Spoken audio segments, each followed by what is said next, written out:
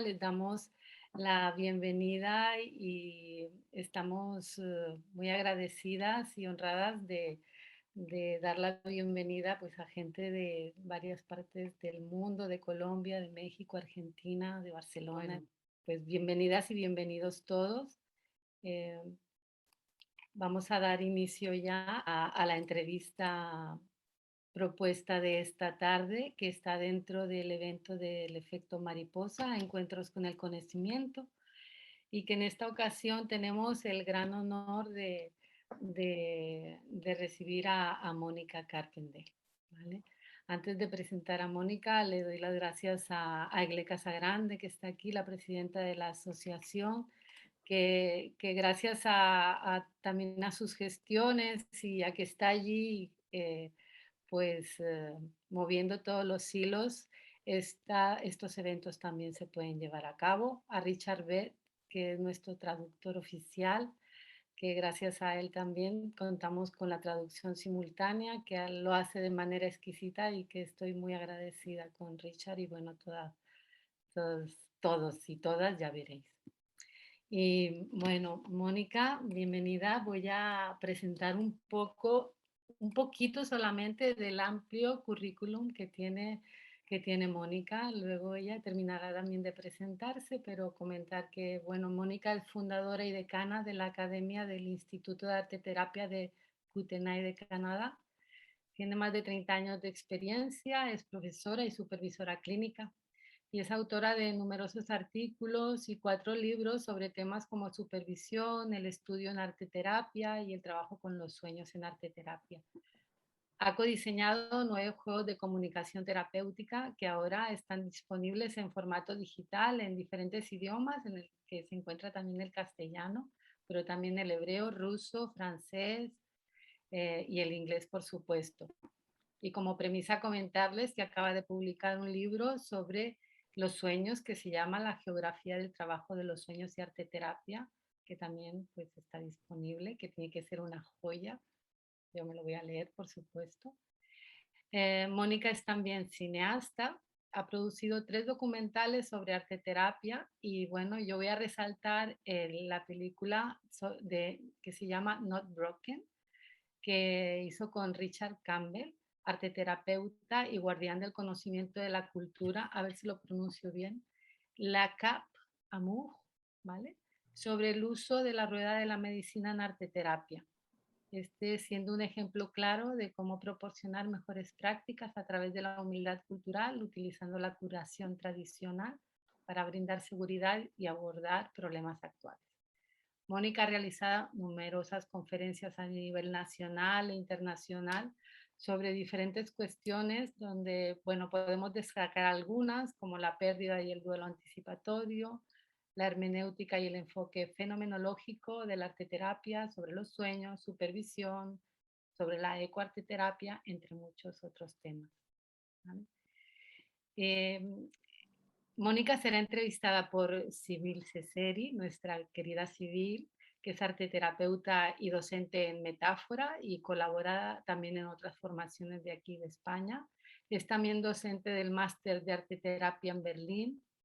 Es supervisora clínica y cofundadora tanto de la Asociación Española de Arteterapia y de la FEAPA, la Federación Española de Arteterapia, y de la Federación Europea de Arteterapia. Ha sido docente invitada en varias ocasiones por Mónica en su instituto allí en Canadá, que se conocen desde el año 2010, así es que será un placer escucharlas a las dos, sabiendo que tienen esta intimidad entre vosotras. Y les cedo la palabra. Muchas gracias a las dos por estar aquí. Muchas gracias, Norma, por la introducción. Monica and Norma just introduced us, your books as well, and all your different areas that you have written about and that you do also conferences about and that you teach.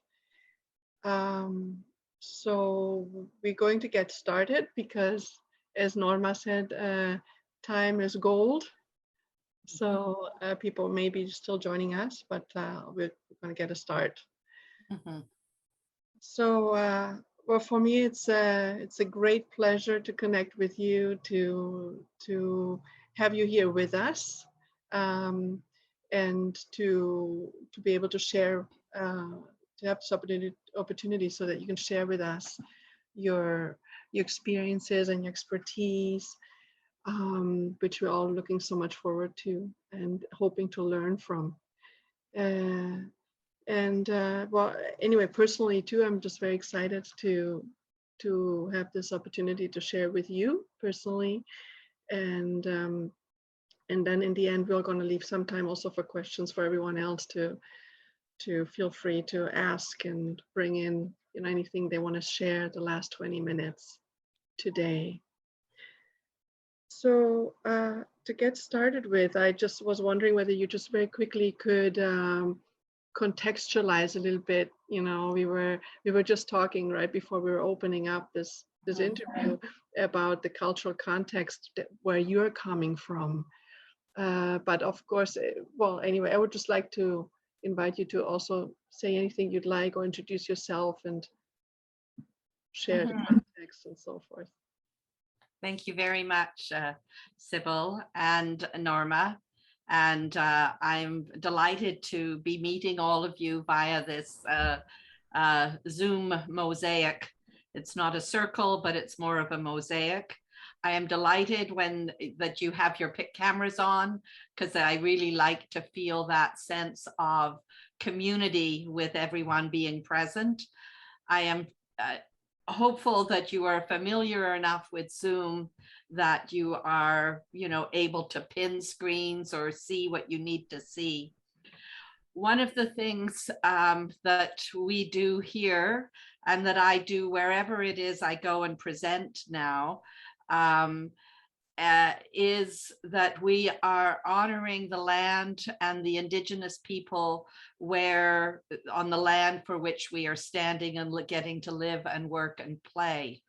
We call it doing a land acknowledgement, and a land acknowledgement for myself, where I am situated here. I am on Kootenay Lake in the Purcell Mountains, and I live on the unceded Sinixt territory, where the Kanahay and the Silix and the Lower Okanagan also have lived and worked, and I live here in gratitude to the land and to the peoples that are here. The Sinixt were for over 50 years declared extinct. When they were not extinct, they just merely had to go across the border, or because of the smallpox that had wiped out many of the people in our community, but they are now back in the Slocan Valley, and no, they have finally, through government, been declared not extinct. So it is very important for us to acknowledge where we are. The other piece that is important is to introduce oneself in terms of the context culturally. Within an Indigenous community, one is very much working relationally. So that here, even in coming and speaking with you, I had the great pleasure of meeting Sibylle in whatever it was, 2002, 2003, when in Hungary. No, yes, in Budapest. Oh, we first met in 2002. That's right, in Budapest. That's right. In Budapest, yes. So almost 20 years ago, when we met, and it was so wonderful then. And then we met again. And so these connections are very much within keeping within any Indigenous community, so that, you know, I would, if I was moving into speaking in an Indigenous community, I would introduce myself in relationship. And actually something that I have now started to do is to recognize that actually I was born in England, in a land where, you know, circles and stone circles have been there with the Celtic people from time immemorial, but my grandfather and my great-grandfather were actually colonizers in the British Army in India. And so acknowledging that I am part of the problematic colonizing history is actually really important in, not denying it, in accepting and recognizing the problems that, that one's people have caused.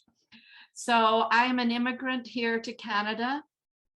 I am a mother. I am a widow. I am a grandmother, and I am a great grandmother. And of my grandchildren, 3 of them, their other grandmother is Cree, that's indigenous from the prairies. So they would be in the sort of Métis area. And one of them has a son who is status Cree from, his father is Cree from the Cadott Lake Reserve. So I situate myself in knowing and understanding some, not all, but some of the issues that we face here. And you may have also been aware that what has been coming to light is something within the Truth and Reconciliation and the problems that have been there with the children that have, that died while they were in residential schools, and now they are being found.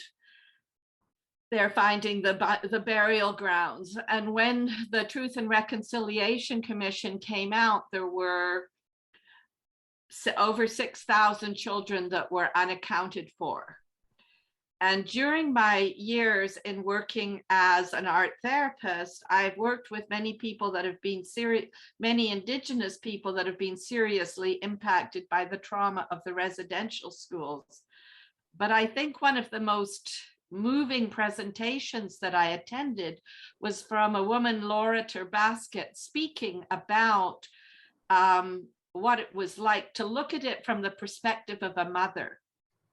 Can you imagine, as a mother, letting your children go off to school and then not being able to see them, sometimes for years, and some of them never coming back?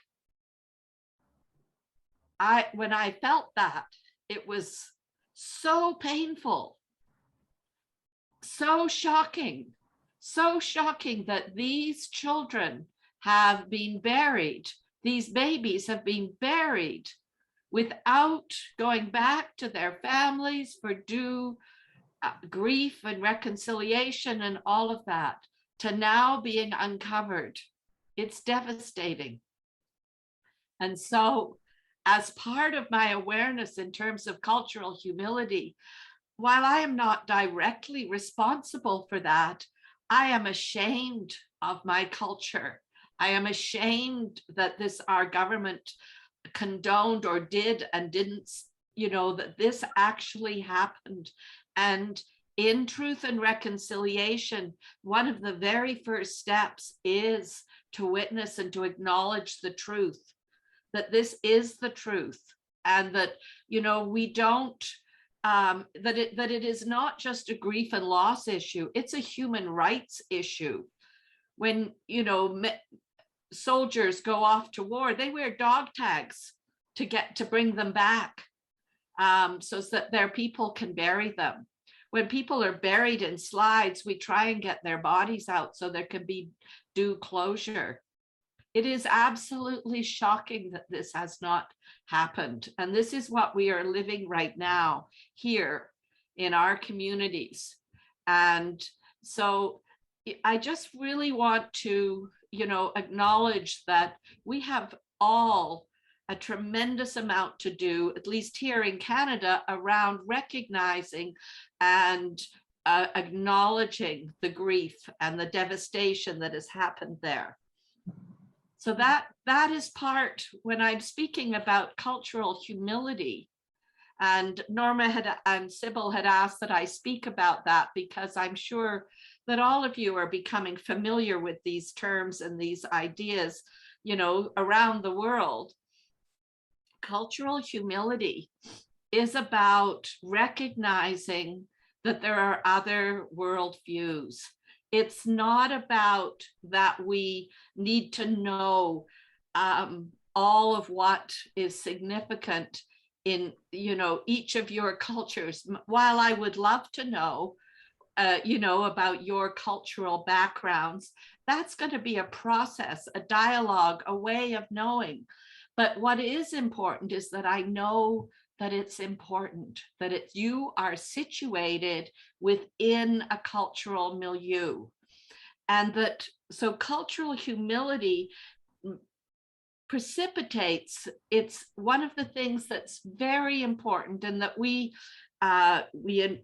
integrate fundamentally in our training program, is the importance of self-reflexive learning. And we need to know about our own cultures.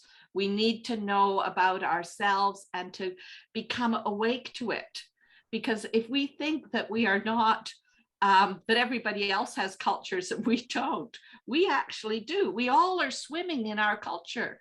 We are swimming in the way that it is structured. And to bring that to light, to be aware of it, is what is really important.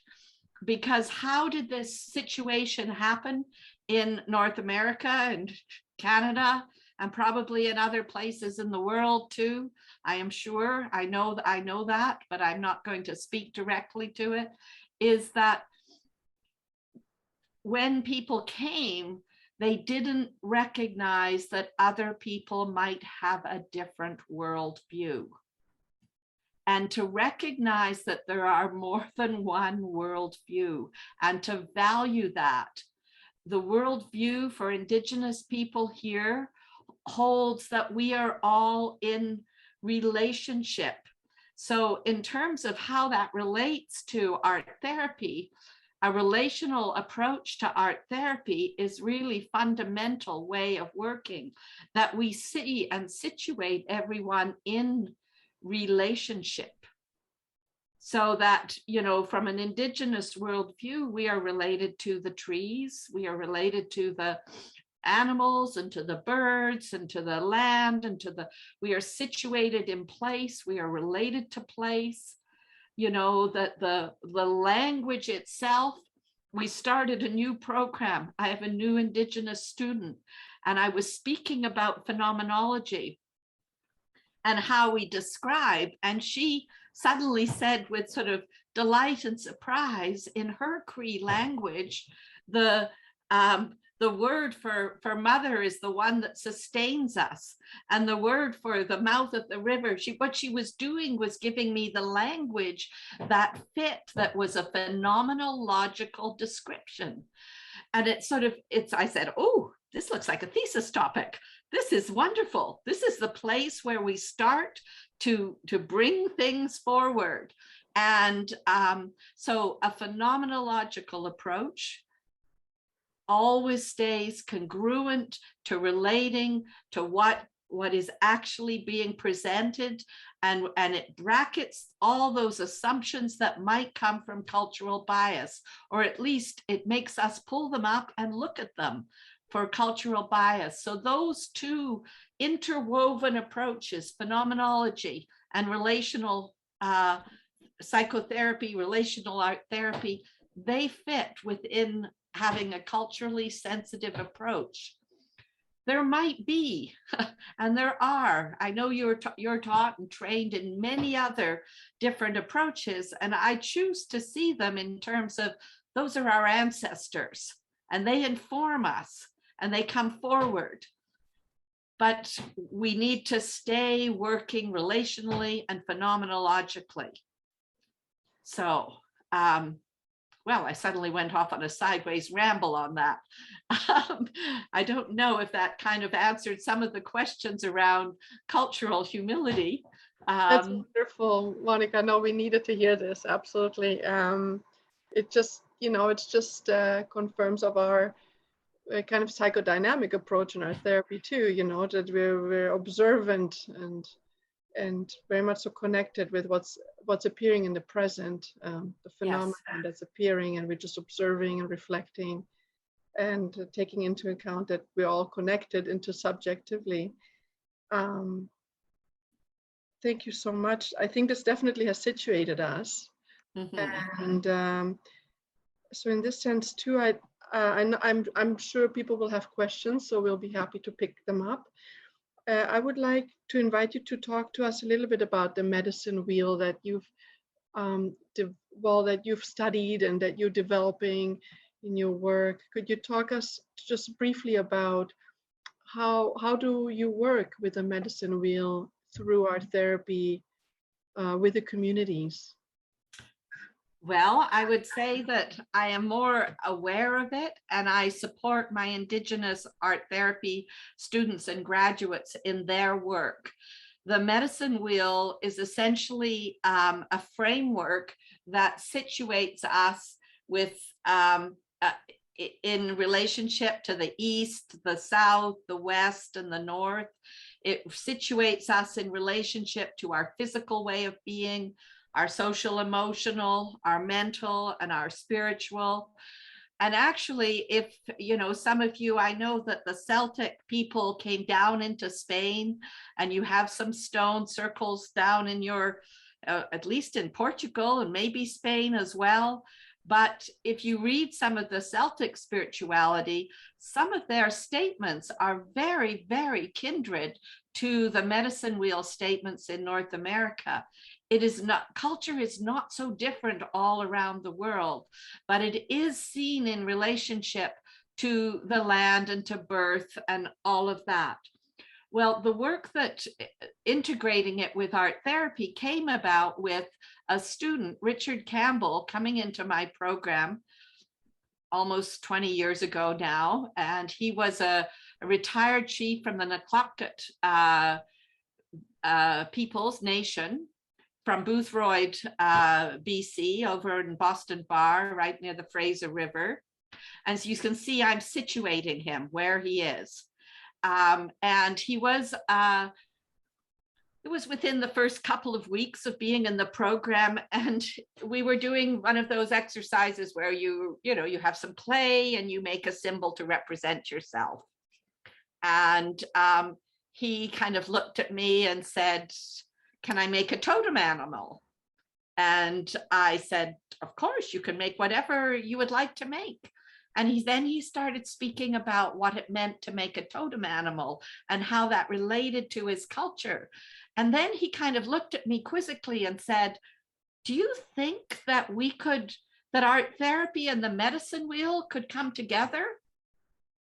And I went, "Of course, why not? I'm always about wanting to support someone in integrating art therapy into their worldview, their way of being in the world." And he started to think about and explore how this would be. And he developed this activity where you made your totem animal. Well, it was like within his culture there, the totem animal would have been kind of defined for where you were born. But in terms of art therapy, we might choose it. And so situating on a medicine wheel, and actually I could just show you, I'm going to just share screen and show you a couple of images here. Let me see, I think I can do this here. Let's see if this will do this. Let's go back up here. Okay. So you can see this. So we were the medicine wheel. There's a medicine wheel with stones that are laid out. We were presenting on this together. And then this is, okay, I should probably just hang on a second. I can get this to go full. There. So here's a smudge ceremony, which is burning the sacred herbs. And again, this happens in cultures around the world. Here, what's in this smudge is some sweetgrass, looks like some tobacco and some sage, very likely also some cedar here. And here he's laid out the medicine wheel. This would be the north and spirituality. This is the south. and birth, and there's tobacco. And then here is some sage. This is the south, the emotional, and this is the west, the intellectual. And here he's smudging and offering prayers. So these make up the universal whole self. I'm just going to show you these images because I'll talk about it a bit later. This is where he's creating a large stone medicine wheel that's 100 feet in diameter. So this is a contemporary sacred site. Here is the grand opening. This is now, 3 years ago. The grand opening, I was invited to be there. I was invited to be there as a witness. And here, everybody here, we were all ceremonially blanketed. And I was blanketed. I actually have my black blanket here because of being part of education and the mental health there. And then this is his exercise of finding our totem animals with the stages of life, envisioning our past, present, and future at different stages of our life, so that you would do your baby, child, your adolescent, your young adult, your elder, and using clay or plasticine and creating an animal that would emerge for you at that particular time. And then here, these are the clay animals that are being presented out onto the different stages that are there. So the elder in the white quadrant, as it goes around. And then this is where it relates to, I've put it in relationship to research. I'm not going to go into all those details right now, but just to give you a sense of where we went with this. So we tried this out with the students first, and it has now become a central part of one of the exercises we do in human development, where you take and you imagine, well, what kind of animal were you as a child? And sometimes I might say, well, I was a mouse because I was called the lahunka manka, or I might have said I was, whatever animal. You might be a different kind of animal as a adolescent. Were you a horse, or were you a deer, or what animal? And then it's a way to talk about yourself and your life. And this was a very significant workshop, and he did it with families, and then we started to present it in other conferences and all of that. And so that became his way of integrating the medicine wheel and art therapy, or at least one way. He's gone on to do many, many more ways of integrating them together, but this particular piece. So he went through our program and then went back to his art community and was basically working 24/7. The issues and dynamics were huge. And he'd come back in the summer and he wanted to finish his thesis. Yeah, he wanted to finish his thesis or do that. And we'd made a whole outline around this.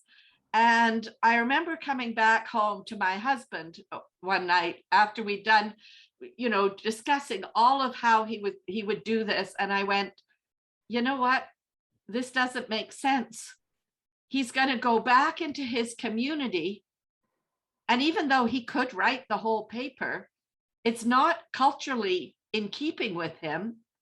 And he's not going to have the time to do that. The needs in the community are so great, it's not appropriate. And I remember that as just like this kind of pivotal place where I went, he comes from an oral culture. It should be oral. We need to make a film. We had filmed the workshop. He needs to be a film. And so I came back with the next morning and I said, okay, we've done all that outline or whatever. I think we need to just film you. I had a summer student that could work on the camera. I think we'll need to film you. And he said, well, okay. I said, I think it's more in keeping. And we put the camera and I said, okay, you talk about it. Yeah, no. He didn't know what to say there, just straight person in front of the camera. You know why? Because everything that he did was relational.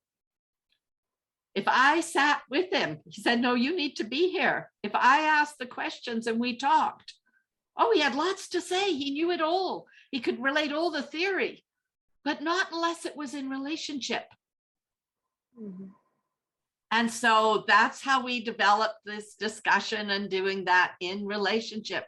And I realized, wow, this is much more culturally appropriate method. You know, it became a capstone project. That's fine.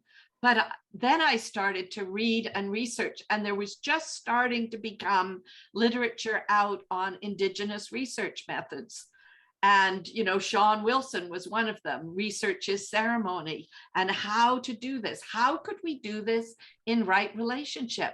And it woke me up to realizing that here I was imposing Western, white, Eurocentric, colonizing attitudes on how research should be and how it should come to know. And it was like, oh my God, this is not the right way to do it. We need to find methods and ways of working that are culturally in keeping. And, you know, storytelling is one of them. Storytelling is such a huge part of the oral tradition. And then I started to talk with a colleague across the country there. He's a research expert, John Play, and we started to play around with, let's fit these frameworks into our classic ways of looking at epistemology and axiology and ontology, and we can layer it up and rationalize and justify and situated in terms of research methodology. And then other Indigenous scholars started to do much of the same piece there.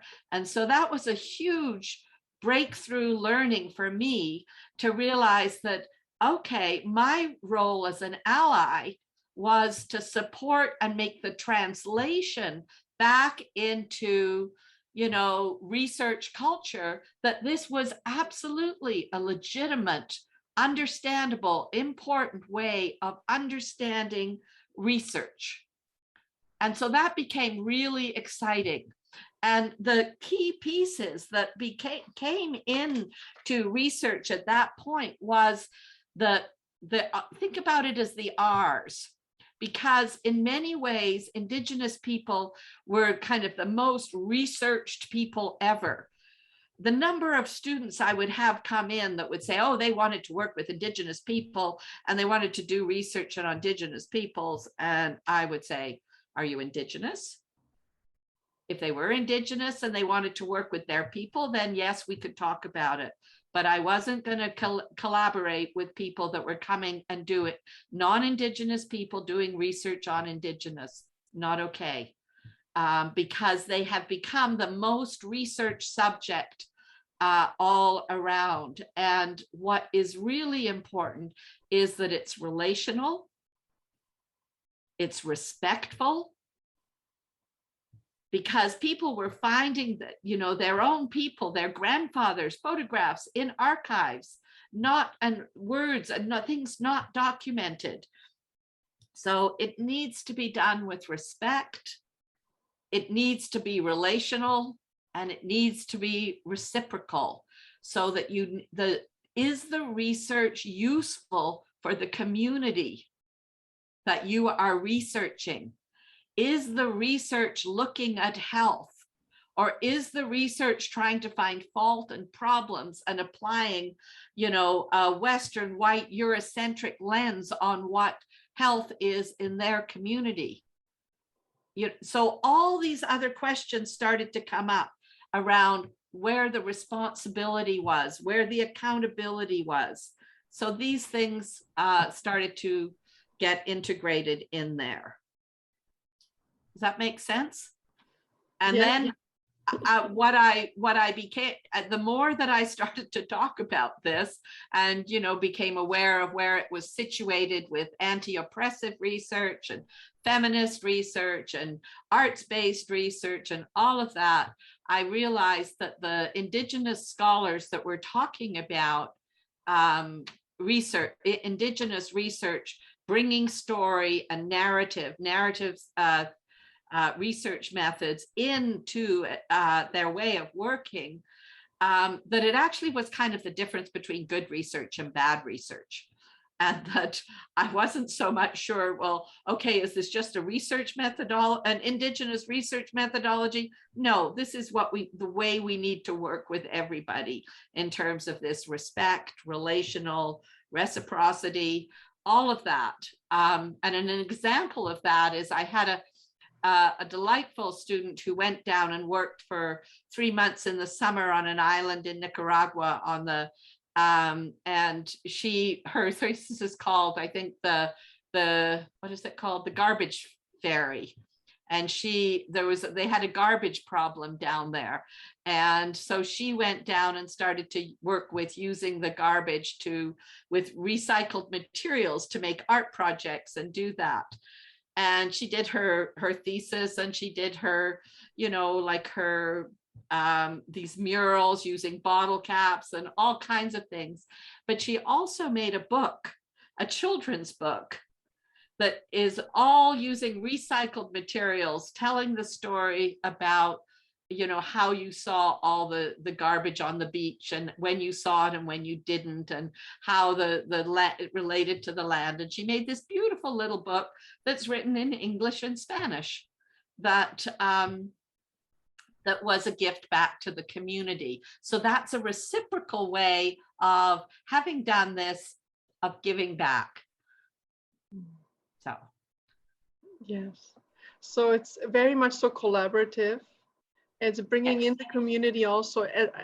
I'm thinking about how this maybe activates the community also to being kind of active participants in this research and becoming very much so also maybe the driving force of the research. Yes. People being involved and committed, and the community. It's like, you know, when I have a woman right now who's working, she wants to do completely land-based healing in community with people from residential school survivors and all of that. But the whole process is it has to go back and be accepted, and that the community brings that in. It's a very slow process of dialoguing and situating. Mm-hmm. Building, relationship building. Yes. Yes. And what about the ethics? What about, you know, when we're talking about research, we're talking about ethics as well. How is that different or specific? Or well, it's again, what is your experience basically? Well, with ethics, again, you need the transparency. People need to know what it is that they are doing, what they're participating in, that there's choice, and that they're very aware. Nobody is doing research on somebody that they are not, haven't got their first voice. So some of the terms that gets used, Fiery Jean Graveline, who's a Métis Cree art therapist, has written on this a great deal. She talks a lot about the importance of first voice, that people are given an opportunity for their voice around that. There are other Indigenous ways of speaking where people talk about two-eyed seeing, which is that sense of that we need both the, you know, the Western perspective as well as the Indigenous perspective. I think one of the very big pieces is to this shift from, it's very trauma informed, not to that there's a problem with you, but what has happened to you. And so that we're looking at the experience and the impact of what things have happened and what the world view is. But we're, you know, it's very much, you know, the right to know and to be informed, and that people have got a choice to participate or not. And that it's much more like, you know, participatory action research would be acceptable, you know, that kind of way of working. Yeah. Thank you, Monica. I'm looking at the time, and I don't know if Norma, how are you feeling about, as in bringing in people's questions, or?